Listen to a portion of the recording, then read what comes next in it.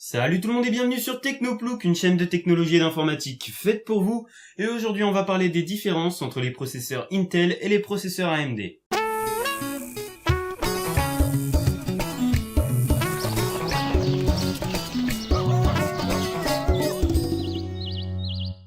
Avant de regarder cette vidéo, je vous conseillerais tout d'abord d'aller voir la première vidéo que j'avais fait sur les processeurs, où j'explique toutes les caractéristiques qu'il faut regarder pour pouvoir acheter son processeur. Donc dans la vidéo précédente, j'explique certains termes que je vais utiliser dans cette vidéo. Donc pour mieux comprendre, c'est mieux d'aller regarder cette vidéo d'abord. Parlons maintenant des différences entre les deux marques, et celle qu'on constate en premier, c'est que les processeurs AMD sont nettement moins chers que leurs équivalents chez Intel. Et ce prix nettement plus élevé chez Intel est expliqué par le fait que les processeurs sont nettement plus optimisés et plus polyvalents que les processeurs AMD. Ils bénéficient de plus de technologie et ont une finesse de gravure beaucoup plus fine, et donc ils consomment moins et chauffent moins que les processeurs AMD. Mais attention, les deux marques ne sont pas comparables en elles-mêmes, il n'y en a pas une meilleure que l'autre. Chaque processeur a ses caractéristiques, et c'est à vous de déterminer en fonction de l'utilisation que vous allez en faire, quel processeur est le mieux pour vous. Donc comme je le disais, les processeurs AMD ont un excellent rapport performance-prix, donc si vous voulez vous concevoir un ordinateur gamer, vous pouvez aller prendre un processeur de la série FX chez AMD, ça fonctionnera très bien, vous ferez tourner tous les jeux correctement, il n'y aura pas de souci par rapport aux processeurs Intel. Après, d'autres différences que l'on peut noter, c'est que les processeurs AMD ont une meilleure puce graphique que les processeurs Intel. Donc si vous n'avez pas de carte graphique et que vous voulez faire quelques petits jeux qui ne demandent vraiment pas de ressources graphiques, vous pourrez plus facilement atteindre le niveau HD avec un processeur AMD. Ensuite, les processeurs AMD sont très bons pour le gros multitâche.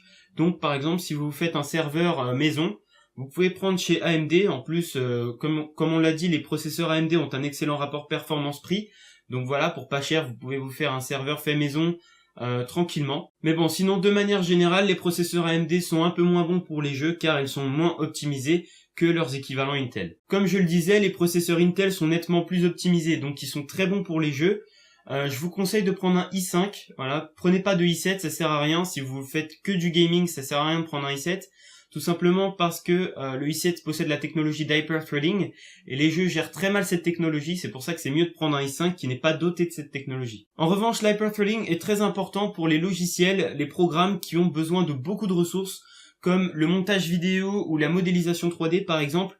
Là, c'est important de prendre un i7 qui a cette technologie d'hyperthreading. Ensuite, une petite différence à noter qui n'est pas très importante, mais que je préfère quand même dire dans cette vidéo, c'est par rapport au bus système des processeurs AMD.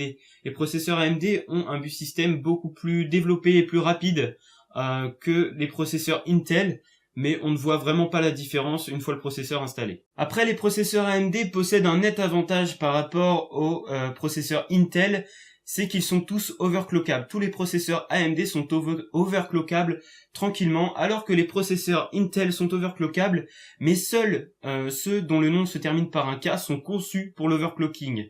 Donc si vous voulez faire de l'overclocking avec un processeur qui n'a pas de K à la fin de son nom, ça va être difficile et vous atteindrez plus rapidement les limites de l'overclocking. Donc en conclusion, les processeurs AMD sont très performants et peu coûteux.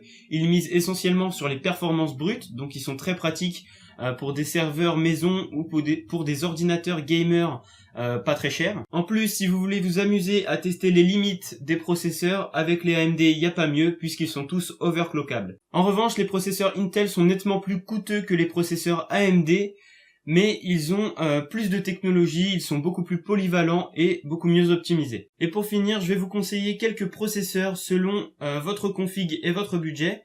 Donc là, par exemple, j'ai une config gamer à bas budget, donc je vous conseillerais plutôt un AMD de la série FX. Vous pouvez prendre un 6300 Black Edition qui est à peu près à 110 €.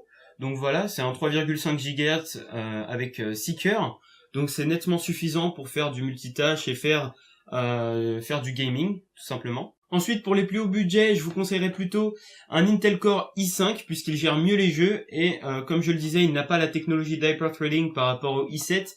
Donc voilà, donc ça sert à rien de prendre un i7, prenez plutôt un i5 et vous ferez tourner tous les jeux. Sinon, pour de la simple bureautique, vous pouvez prendre un petit AMD de la série Athlon 2, voilà, c'est très bien, il y a de bonnes performances et c'est largement suffisant. Sinon, si vous voulez aller chez Intel, je vous conseillerais un Pentium. Ou alors vous pouvez prendre un i3 pour plus de polyvalence. Là vous pouvez faire vraiment un peu de gaming, un peu de simple bureautique ou alors de la programmation. Avec un i3 c'est très polyvalent et vous avez la hyperthreading. Sinon pour les graphistes, designers, monteurs vidéo, tout ce qui est modélisation 3D, tout ça, je vous conseille plutôt un i7, et là, il n'y a pas photo, il faut prendre un i7 pour ce genre de logiciel qui demande énormément de ressources. Sinon, si vous voulez vous faire un serveur maison, vous pouvez prendre un AMD, comme je le disais, les processeurs AMD sont très bons pour le serveur, même si en industrie, ils sont nettement moins utilisés. Très souvent, les grosses entreprises utilisent plutôt des Xeon. Donc voilà, si vous voulez rester dans du Intel, vous pouvez prendre des Xeon, ça reste très bien aussi. Et voilà, c'est la fin de cette petite vidéo, j'espère qu'elle vous aura plu, n'hésitez pas à me laisser un petit pouce bleu ou alors à m'écrire un commentaire si vous voulez me suggérer quelque chose. N'hésitez pas à vous abonner ou encore à partager. En attendant, moi je vous souhaite à tous une bonne fin de journée, portez-vous bien et à la prochaine sur Technoplouk.